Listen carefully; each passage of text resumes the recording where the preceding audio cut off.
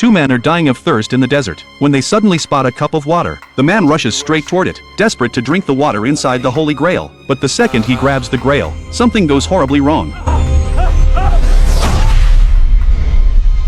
The man turns to ash instantly. Merlin watches his companion die right in front of him, and he's torn. Does he stay in the desert and slowly die, or does he risk his own life? In the end, Merlin decides to take the gamble. He takes a deep breath and slowly reaches out to grab the Grail. This time nothing happens, so he drinks the water inside. The next second, a miracle happens. The dry barren desert around him instantly transforms into a forest. Trees everywhere, life everywhere, and from that moment on, Merlin gains incredible power. Not only can he see the future, he also becomes immortal. For the next 500 years, he uses his magic to help people. Then one day, a woman named Nimue shows up. The moment they meet for the first time, they fall in love. But Merlin is in agony, because he's immortal, and he's destined to watch the woman he loves grow old and die. So Nimue suggests, let her drink from the Grail too, so they can be together forever. But Merlin knows the truth. Immortality also means suffering, and he doesn't want Nimue to pay that price. So Merlin decides to forge the Grail into a sword, and use it to cut off his own magic, so he can become a normal man again. But to forge the Grail, he needs the fire of Prometheus. On the way, they pass through a village, but every single villager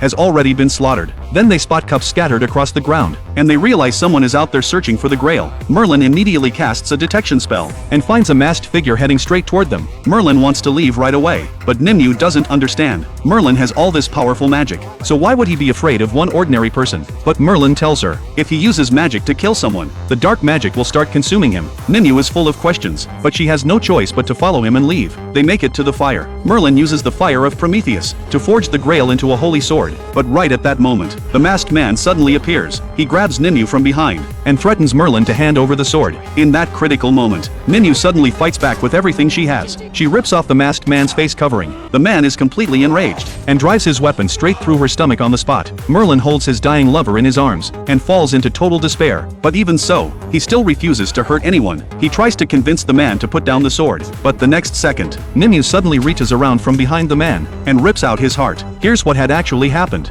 Back when Merlin cast his detection spell earlier, she had secretly drunk the water from the Grail. She now has immortality too. But what makes this truly terrifying is that if Nimue kills someone, the darkness will consume her. So Merlin begs her to stop, but Nimue doesn't listen at all.